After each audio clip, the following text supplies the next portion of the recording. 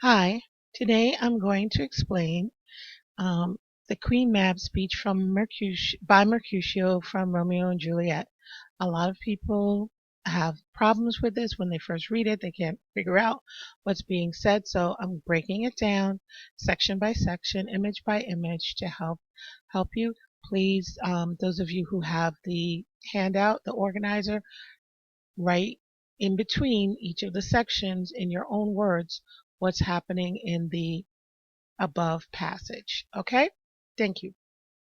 So it says, she is the fairy's midwife, and she comes in shape no bigger than an agate stone on the forefinger of an alderman, drawn with a team of little atomies over men's noses as they lie asleep.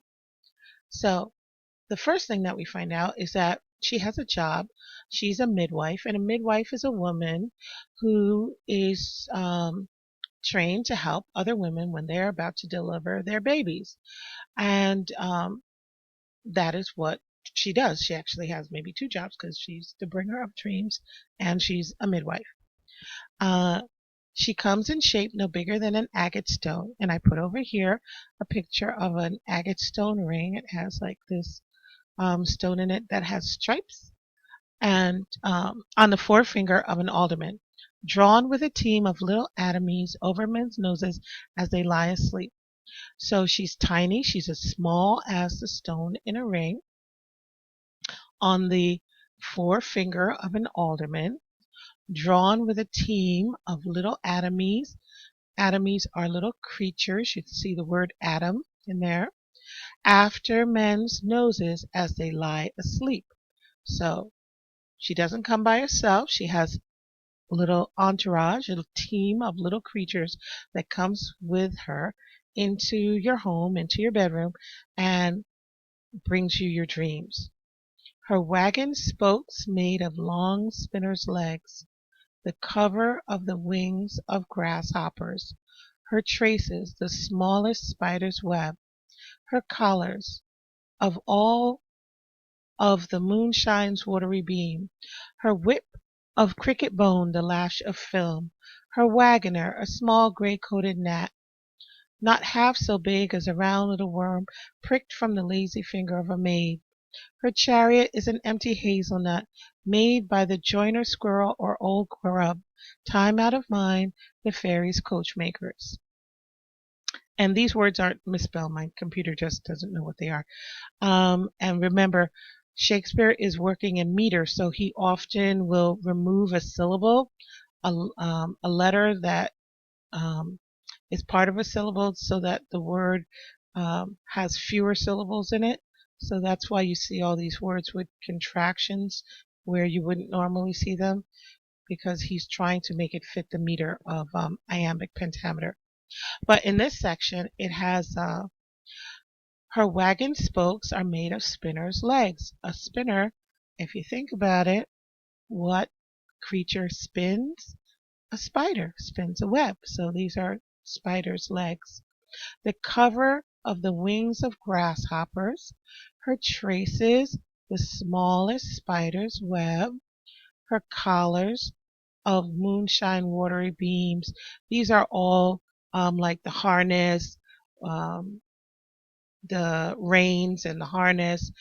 You think of fitting a horse. Well, these are tiny creatures that are almost fitted with harness and rein like a horse would be. Her whip is cricket's bone, the lash of film. Her wagoner, she has someone who drives the wagon for her. A small gray-coated gnat, those tiny little creatures that float about in the summertime.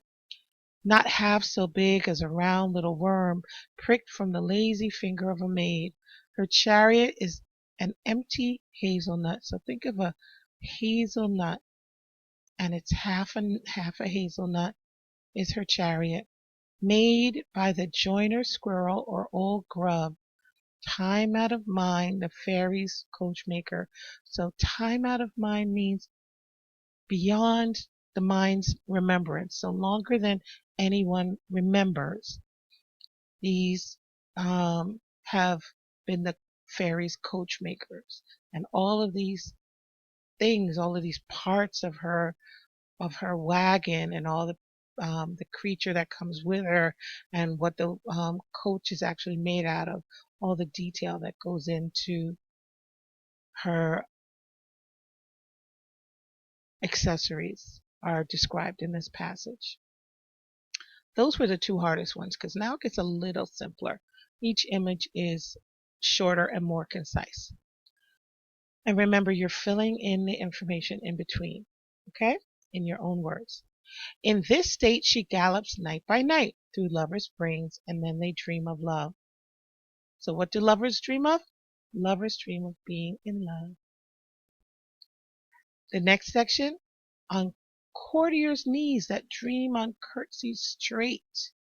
So here, a courtier is someone who lives in the palace of the king.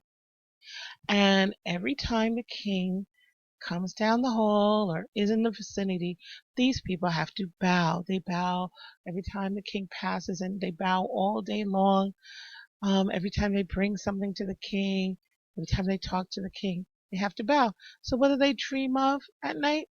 They dream of curtsies where they don't have to bow, of curtsies straight. And this can also be a pun, because it could be straight, meaning they dream of curtsies as soon as they fall asleep, or they dream of curtsies where they don't have to bow. Okay? So it could be either one. Over lawyers' fingers who straight, and here you go, meaning right away, dream on fees. So as soon as lawyers fall asleep, they dream of fees. Fees being income, fees being money. And this begins something that you should also pay attention. Even though this is a humorous passage, Shakespeare takes a little jab at people in society. And look at the people in society who are dreaming of money when they sleep. You'd be surprised at the different people who are fixated on money when they fall asleep. Okay, so it says, over ladies' lips who straight, here we go, right away, on kisses dream. So these women are dreaming of romance, of being in love with someone, which off the angry Mab with blisters plagues, because their breath with sweetmeats tainted are. Now, Queen Mab is angry here and gives these women blisters because when she comes to give them their dreams, they've eaten so much candy, sweetmeats candy, that they have bad breath. And so imagine being a little fairy inundated by the fumes of someone's bad breath. It doesn't make her happy, so she gives them a cold sore, and no more kisses for them. The next one, sometimes she gallops o'er a courtier's nose, and then he dreams of smelling out a suit. Here we have a courtier again, someone who lives in the palace of the king. And when he goes to sleep, he dreams of smelling out another suit. A suit is a petition or a request. And people who lived in the palace of the king had great influence among the population, because if someone in the village or the town nearby had a request of the king, they couldn't just go up to the palace and knock on the door and say, King, can you help me? But if they knew a courtier and they could get a message to a courtier, they could pay that courtier or bribe that courtier to influence the king as they needed the king to be influenced. So courtiers were able to earn extra income by bringing petitions to the king. It's very much like lobbyists that we have in our society today, who go to Washington and try to make political connections, even as far up as the White House, to get things for influential people, companies that want something political to go in their favor, will pay lobbyists to influence politicians. Okay, so you can think of it similar to that. Then you have And sometimes comes she with a tithe pig's tail, tickling a parson's nose as a lies asleep. Then he dreams of another benefice. So, um, a tithe pig's tail, if you think of tithing, which is giving 1/10 of your income, well, what if you don't live in a cash society? What if you don't make a lot of money? What else would you give? If you were a farmer and you had 10 pigs, you might donate one of those pigs to the church.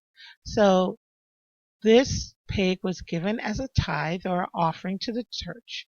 The parson, who is a minister or a priest, has eaten the pig, and the only thing left of the pig is its tail. So when the preacher is asleep, she takes the tail of the pig and tickles his nose, and he ends up dreaming of a benefice. And a benefice is an office in the church that has an income.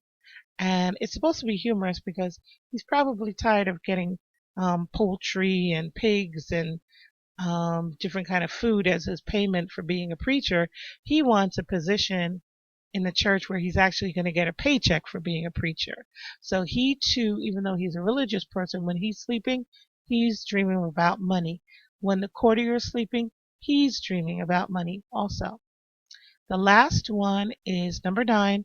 Sometimes she driveth over a soldier's neck, and then he dream of cutting foreign throats, of breeches ambuscados Spanish blades, of health 5 fathoms deep, and then anon drums in his ear, at which he starts and wakes, and being thus frighted, swears a prayer or two, and sleeps again. And this is probably the most interesting of all of the people that Queen Mab meets at night, because this is a soldier, right? Sometimes she driveth over a soldier's neck, and driveth because she has that wagon.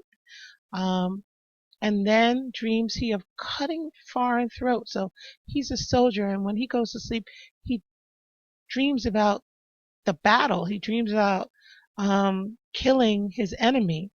He breaches are like breaking through the blockades. Ambuscados are ambushes. Spanish blades are swords. So he's really in the midst of the war all over again. And then it says, of health 5 fathom deep. Health 5 fathom deep refers to um, uh, when you've won. You've won and you're celebrating and you're drinking drinks and you're making toasts to victory. If you had lost, you wouldn't be celebrating. And then it says, and then soon, anon means soon, drums in his ear, at which he starts and wakes. So he's in the midst of the battle. It actually went his way, which makes sense if he's still alive. And he hears the drums. It's so loud, it startles him. He wakes up. He probably wakes up in a cold sweat. He's frightened when he wakes up. So he swears a prayer or two, which is odd to swear a prayer or two, and then he goes back to sleep. Now, if you think about what's going on with this particular soldier, we would say today that he probably has some PTSD. He's reliving the war. He was traumatized in the war, even though he was victorious, but that he hasn't let go of that war yet, and it's still with him. And it's actually part of Shakespeare's genius that he's kind of identified something that wouldn't really be accepted as a real injury of the battlefield uh, until the 20th century. So Shakespeare, through this particular image, is about 500 years ahead of his time. Okay? So I hope this helps you with the Queen Mab speech. I hope it made it a little bit more clear for you. And if you turn over your organizer, you'll see the boxes on the back. Pick 6 images from the speech and illustrate them and do a really good job. This is one of my former students who did the soldier. This is symbolic of the soldier dreaming about the battle at night. So try to do a great job, and I'll see you soon. Bye.